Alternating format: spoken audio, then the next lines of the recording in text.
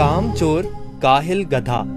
पुराने जमाने की बात है, एक ताजिर था जो शहर से दूर एक गांव में रहता था। वो तिजारत के लिए रोजाना शहर जाता और मुख्तलिफ अशिया की खरीदो फरोख्त किया करता। तिजारत करने के लिए उसके पास एक गधा था।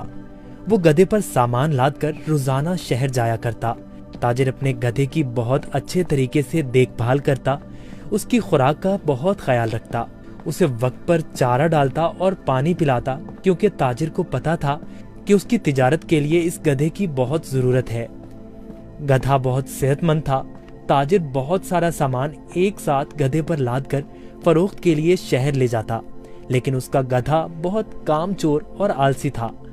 उसको भागना दौड़ना खाना पीना बहुत पसंद था। ओ, आज फिर शहर जाना पड़ेगा। मुझे हमेशा छुट्टियां क्यों नहीं हो जाती? मुझे छुट्टियां बहुत पसंद हैं। मेरे मालिक को तो हमेशा काम की ही पड़ी रहती है, पर मुझे फारिग रहना बहुत पसंद है। मेहनत करना तो बिल्कुल भी मुझे अच्छा नहीं लगता। ताजिर अपने गधे पर सारा सामान लाद कर शहर ले जाता और ताजिर को शहर जाने के लिए एक नदी को पार करना पड़ता था। शहर जाकर वो सारा सामान बेच देता।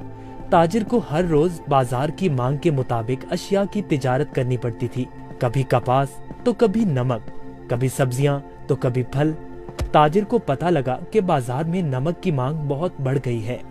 ठीक है, मैं बहुत जल्द ही नमक लेकर आ जाऊंगा। उसने अपने गधे पर 4 बोरियां नमक की लादी, पर उसको मालूम हो गया कि 4 बोरियों का वजन काफी ज्यादा है। ओहो, मेरा गधा इतना वजन नहीं उठा सकता। इसका वजन थोड़ा कम करना पड़ेगा, यही ठीक रहेगा। उसने गधे की पीठ से एक बोरी उतार दी, फिर भी गधा आगे जाने के लिए तैयार नहीं था। ताजिर को अपने गधे का तो बहुत ख्याल था, पर उसको अपने गधे का पता था कि वो बहुत कामचोर और आलसी है।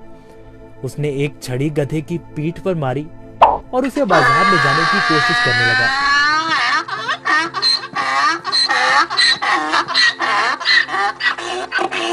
चलो, अब मुझे पता है तुम बहुत आलसी हो। तुम्हें शहर जाना बहुत जरूरी है, क्योंकि बाजार में इस वक्त नमक की बहुत मांग है।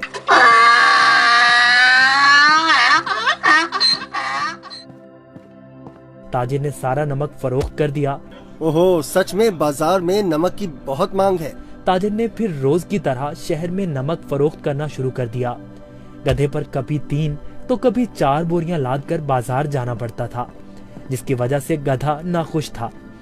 पर वापसी पर गधा बिल्कुल खाली आता और बहुत खुश होता। रोज की तरह ताजिर ने फिर से 4 बोरी गधे की पीठ पर लादी और शहर की तरफ निकल पड़ा। जब वो नदी के पास पहुंचा तो उसे पानी ज्यादा नजर आया। हमें बहुत ध्यान से आहिस्ता आहिस्ता चलना होगा ताकि हम पानी में कहीं गिर न जाएं। जैसे ही उन्होंने आधी नदी पार की, अचानक गधे का पांव एक बड़े पत्थर से लगा और गधा फिसल गया और पानी में बैठ गया। ओहो, तुमने ये क्या किया? बोरियां तो अभी भी मेरी पीठ पर हैं, लेकिन मुझे इतना वजन महसूस नहीं हो रहा। ये एक जादुई नदी है।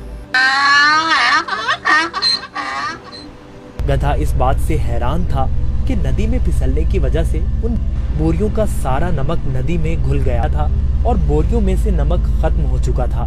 इसकी वजह से गधे को वजन महसूस नहीं हो रहा था, क्योंकि बोरियों में नमक बचा ही नहीं था, सब खत्म हो चुका था। ओहो, मेरी सारी मेहनत जाया हो गई। अब मैं शहर जाकर क्या करूँगा? सारा नमक तो बह गया है। शुक्र है खुदा का, मेरा गधा तो सही सलामत है। गधे को कुछ नहीं हुआ। अब शहर जाने का कोई फायदा नहीं। मुझे अब घर जाना चाहिए। वाह, कोई वजन भी नहीं और काम भी नहीं। ये तो कमाल की नदी है। फिर अगले दिन ताजिर ने 4 बोरियां गधे की पीठ पर लाद दी और शहर की तरफ निकल पड़ा।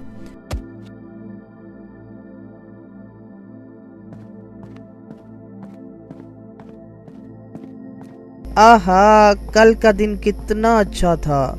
कोई काम भी नहीं करना पड़ा था। आज मुझे फिर काम करना पड़ रहा है। ठीक है, आज फिर से मैं आलसीपन दिखाता हूँ और अपना वजन कम करता हूँ। फिर तो मैं नदी से ही घर वापस जा सकता हूँ कल की तरह। वो एक जादुई नदी है जो मेरा वजन कम कर देती है। वो कल की तरह आज भी मेरी मदद करेगी।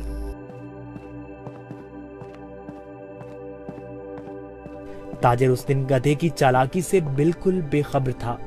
रोज की तरह ताजिर अपने गधे के साथ इस नदी के पास पहुंचा तो गधा ताजिर से पहले ही इस नदी की तरफ जाने लगा। ताजिर ने उसे रोका। रुको रुको। गधा फिर से नदी में फिसल गया जहां वो पहली बार फिसला था। ओहो, तुमने क्या किया? काहिल गधे, जल्दी से बाहर आओ।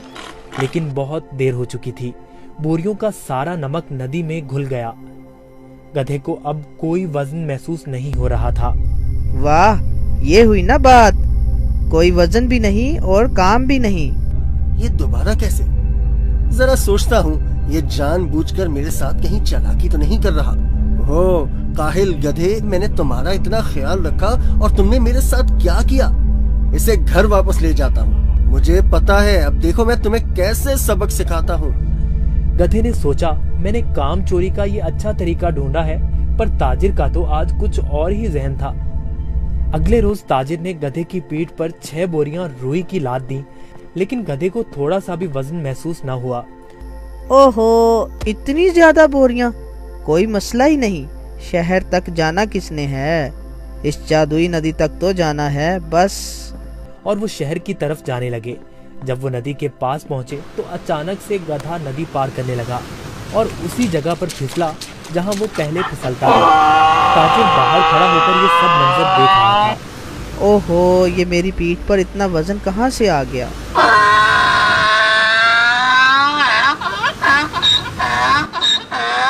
ताजिर बहुत समझदार आदमी था।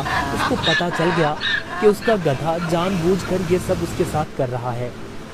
इसलिए ताजिर ने इस दफा बोरियों में नमक के बजाय रुई भर दी थी।